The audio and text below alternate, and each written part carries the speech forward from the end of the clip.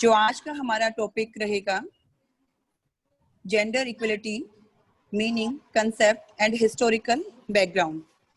लिंग समानता का अर्थ, अवधारणा और ऐतिहासिक पृष्ठभूमि। अर्थात जो हमारा ये सर्टिफिकेट कोर्स है, इसमें जो हमारा मेन टॉपिक है वो लिंग समानता है, जेंडर इक्वलिटी है। तो यही हम इसमें डिस्कस करेंगे। मनुष्य इस पृथ्वी पर आता है औरत के रूप में या पुरुष के रूप में। उस परमपिता परमेश्वर ने सभी को एक समान बनाया है, सभी को कुछ गुण दिए हैं, कुछ विशेषताएं दी हैं। अर्थात जो ईश्वर है, उस परमपिता परमेश्वर ने कोई भेदभाव नहीं किया है। Men and women are equal, हम सब एक समान हैं। हमारे जो राइट्स हैं, यानी कि जो जिन अधिकारों का हम प्रयोग करते हैं, वो भी एक समान है। हम हकदार हैं उस प्यार के, उस सम्मान के और उस इज्जत के समान रूप से, चाहे हम मेल हैं, फीमेल हैं, मैन हैं, विमेन हैं, या हम लड़का है या लड़की हैं। तो हम कह सकते हैं कि जब उस ईश्वर ने भेद नहीं किया है पुरुष में और औरत में, तो इस समाज को भी कोई हक नहीं है कि वो इसके बीच में कोई अंतर करे, कोई डिफरेंस करे। So we can say man and women are equal. Gender equality, लिंग समानता। मनुष्य इस पृथ्वी पर आया, हजारों वर्ष उसे बीत चुके हैं, लेकिन इतने वर्षों के पश्चात भी क्या हमें जेंडर इक्वलिटी देखने को मिलती है? अगर हम कहीं पूर्णतः मिलती है तो ये बिल्कुल गलत होगा, क्योंकि जो भेदभाव है, जो पक्षपात है, कहीं ना कहीं वो हमें मिलता ही है, एक मेल और फीमेल के बीच में, पुरुष और नारी के बीच में।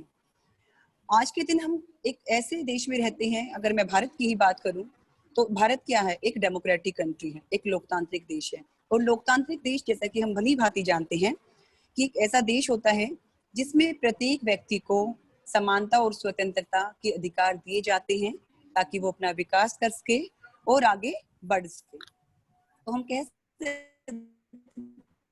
हैं, चाहे विश्व का कोई भी विकसित देश है या विकासशील देश है, अगर उसका जो स्ट्रक्चर है, जो उसका ढांचा है, यदि वो डेमोक्रेटिक है, तो प्रत्येक व्यक्ति को, चाहे वो नर है, नारी है, मेल, फीमेल, सभी को समानता और स्वतंत्रता से जीने का अधिकार है।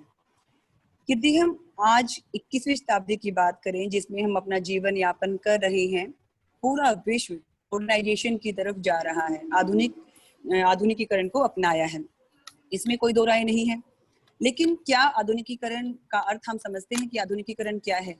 क्या आपके द्वारा नित्य नए नए कपड़े पहनना, मोबाइल, आर्थिक, राजनीतिक, प्रत्येक क्षेत्र में यदि हम लिंग समानता को अपनाते हैं, सभी को समानता के साथ बढ़ने के अवसर देते हैं, तो वही वास्तव में क्या कहलाएगा? जेंडर इक्वलिटी कहलाएगा और आधुनिकता की पहचान भी होगा। तो आर्थिक, सामाजिक, मनोवैज्ञानिक, सांस्कृतिक, प्रत्येक स्तर पर जब निष्पक्षता का व्यवहार किया जाता है, यानी कि आप इम्पार्शियल हैं, यानी आप पार्शियलिटी नहीं कर रहे हैं, आपका व्यवहार बिल्कुल एक समान है, चाहे वो कोई लड़का है या लड़की है, या महिला है या पुरुष है। और ये करना किसका धर्म है? ये एक राष्ट्र का धर्म है, एक परम धर्म है, उसकी ड्यूटी है। क्यों ड्यूटी है?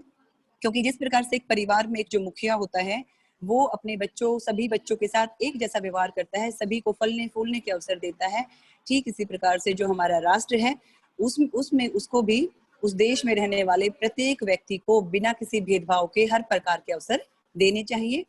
और ये कब होंगे? जब इस लिंग असमानता को समाप्त किया जाएगा और सभी को इक्वल अपॉर्चुनिटीज मिल जाएंगी। अब हम बात करते हैं, क्योंकि आज का हमारा जो टॉपिक है वो लिंग समानता है, जेंडर इक्वलिटी है, तो हम कह सकते हैं सबसे पहले हमें पता होना चाहिए कंसेप्ट ऑफ जेंडर, यानी कि जेंडर है क्या। जो जेंडर है उसे हिंदी में लिंग कहा जाता है, इंग्लिश में उसको हम जेंडर कहते हैं। और जो जेंडर है वो लैटिन भाषा के जीनस से बना है। जो लैटिन भाषा का जो जीनस है, उसका अर्थ क्या होता है? उसका अर्थ होता है प्रकार, रूप या भेद। यानी कि जब हम डिफरेंशिएट करना शुरू कर देते हैं, हम ये कहते हैं ये ऐसा है और ये ऐसी है, यानी इसके दो रूप हैं, तो हम कह सकते हैं कि जो जेंडर है उसका अर्थ क्या होगा कि सामाजिक, आर्थिक एवं मनोवैज्ञानिक परिवेश में, वातावरण में या इन आधारों पर जब हम महिला और पुरुष, नर और नारी, मेल और फीमेल में डिफरेंस करना शुरू कर देते हैं, अंतर दिखाना शुरू कर देते हैं, वही लिंग बन जाता है। अब बात आती है कि कई बार हम सब सोचते हैं कि जो जेंडर और सेक्स है वो दोनों एक ही हैं, यानी कि दोनों एक समान शब्द हैं, लेकिन ये दोनों एक समान नहीं है, इनमें कुछ डिफरेंस है। और डिफरेंस क्या है, अब हम करेंगे अभी difference between gender and sex, कि सेक्स और जेंडर के बीच में क्या डिफरेंस है। यदि हम बात करें पहले सेक्स की, कि जो इसका बेस है, कि किस बेस पर हम कहते हैं ये लड़का है, ये लड़की है, ये या महिला है या पुरुष है। तो जो सेक्स है इसका जो बेस है वो क्या होता है, बायोलॉजिकल होता है, यानी कि इसका जैविक आधार होता है। कुछ बायोलॉजिकल जो डिफरेंसेस होते हैं जो जन्म से ही होते हैं, कि जैसे हम कहते हैं कि लड़के के पास है, बॉडी जो शारीरिक बल में भी हम कहते हैं, या कई और सारी विशेषताएं होती हैं जो बायोलॉजिकल फैक्टर्स जिसे हम कहते हैं। तो जो बायोलॉजिकल फैक्टर्स पे डिफरेंस किया जाता है बाय बर्थ, जन्म के आधार पर, वो सेक्स कहलाता है। यदि हम अब जेंडर की बात करें, जेंडर क्या है, जेंडर की जो उत्पत्ति है, जो इस शब्द की उत्पत्ति है, वो समाज के द्वारा हुई है, यानी समाजीकरण के द्वारा ये बना है। ये बाय बर्थ नहीं है, जन्म पर आधारित नहीं है कि जन्म से ही हमने जेंडर को बना दिया। जेंडर समाज के द्वारा उत्पन्न हुआ है, यानी कि जो सोशलाइजेशन प्रोसेस है उसमें ये क्रिएट हुआ है। किस आधार पर, सेक्स का जो बेस था वो था बायोलॉजिकल, लेकिन जो जेंडर है उसका बेस क्या है, सोशल हो सकता है, कल्चरल हो सकता है, इकोनॉमिक हो सकता है, हिस्टोरिकल हो सकता है, या साइकोलॉजिकल हो सकता है। अर्थात जो जेंडर है, जिसका जेंडर का जो निर्धारण किया जाता है, जेंडर बेस पे जो हम भेदभाव करते हैं कि ये महिला है, ये काम तो महिला ही करेगी और ये काम तो पुरुष ही करेगा, वो हम समाज के द्वारा सीखते हैं, सोशलाइजेशन प्रोसेस में सीखते हैं। और वो हम, हमारा जो इसका फैक्टर्स हैं वो आपका सामाजिक भी हो सकते हैं, आर्थिक भी हो सकते हैं, ऐतिहासिक भी हो सकते हैं और मनोवैज्ञानिक भी हो सकते हैं। अगर हम एक उदाहरण लें, साइकोलॉजिकल फैक्टर को लें हम समाज में, तो क्या होता है, हमने जैसे कि रोल फिक्स कर दिए हैं कि भाई किचन का काम तो लड़की ही करेगी या महिला ही करेगी, नहीं ये काम तो लड़कियों का है। तो ये क्या है, ये जेंडर कि हम जो फिक्स कर देते हैं कि ये काम समाज के द्वारा किया गया। समाज में कौन है, फैमिली, या फैमिली में जो मेंबर्स हैं, या फिर जो हम जिस समाज में रहते हैं, जिस मोहल्ले में रहते हैं, जिस रिश्तेदारी में रहते हैं, देश में रहते हैं, वो सभी क्या करते हैं, जेंडर को निर्धारित करते हैं। तो हमने डिफरेंस जाना कि जो सेक्स है वो जन्म पर आधारित होता है और उसका जो फैक्टर है, उसका बेस जो है वो बायोलॉजिकल है। लेकिन जो जेंडर है वो सोशलाइजेशन प्रोसेस में बनता है, उसके जो बेसिस हैं या फैक्टर्स है वो सामाजिक हो सकते हैं, आर्थिक, राजनीतिक और मनोवैज्ञानिक हो सकते हैं। अब यदि हम एक और डिफरेंस की बात करें, कि जो सेक्स है उसमें समाज, समय और स्थान के साथ कोई भी भिन्नता नहीं है।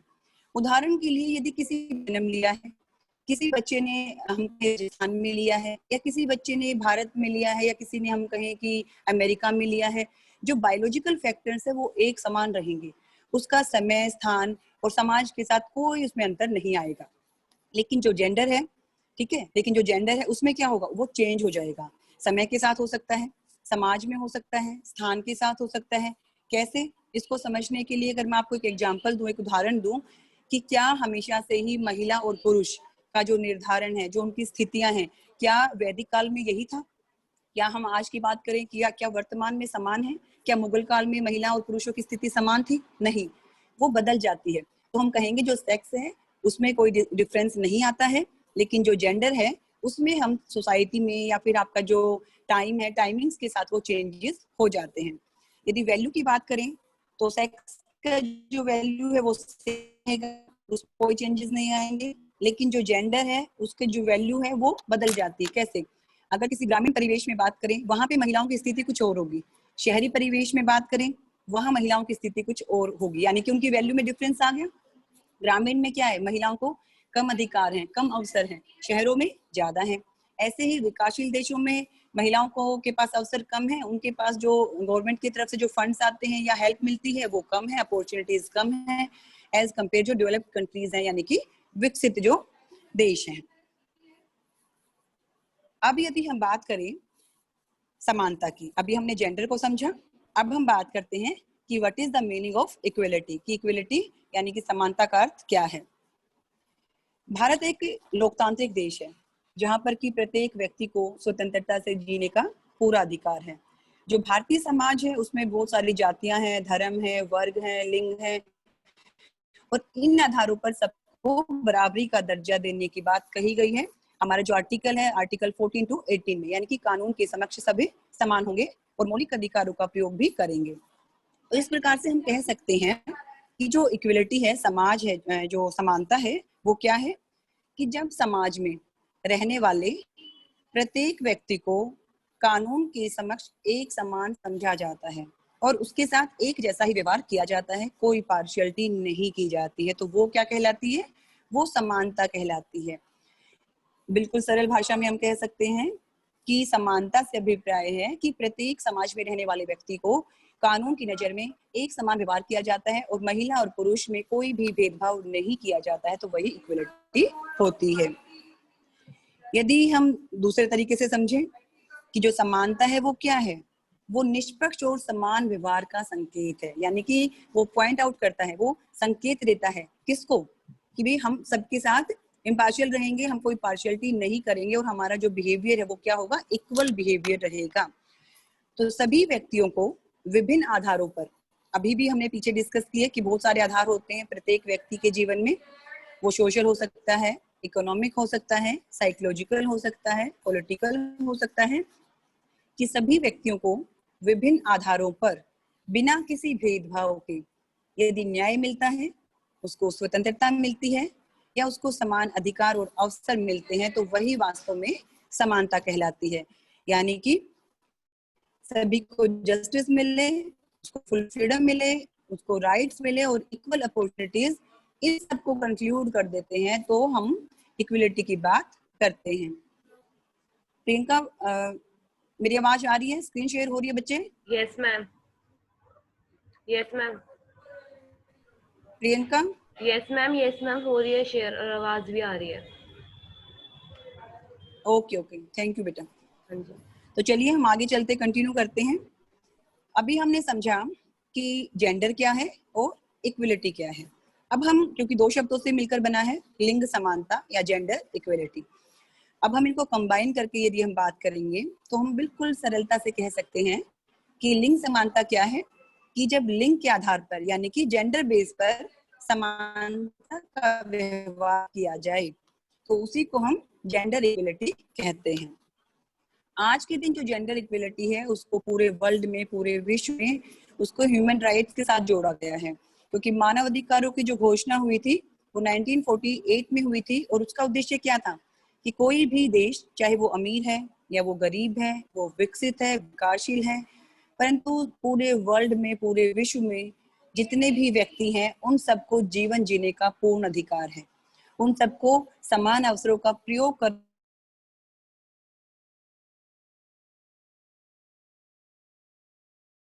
और किसी भी हालत में उसको नहीं उससे छीना जा सकता है।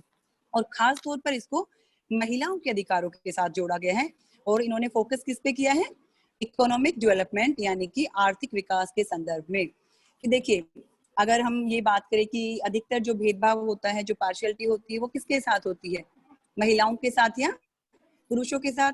तो सब एकदम से बोलेंगे कि नहीं, मेल्स के साथ नहीं, मतलब पुरुष के साथ नहीं, महिलाओं के साथ ज्यादा होती है।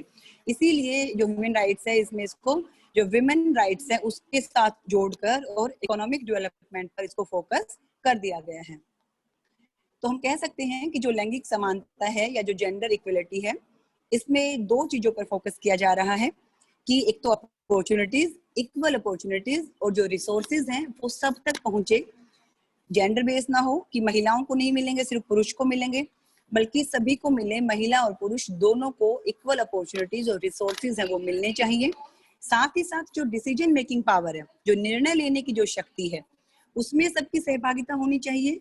जो इकोनॉमिक जो आपकी मतलब भागीदारी है उसमें होना चाहिए और इन सब चीजों में कोई भी पक्षपात नहीं होना चाहिए। तो इसी को हम क्या कहते हैं? Gender equality.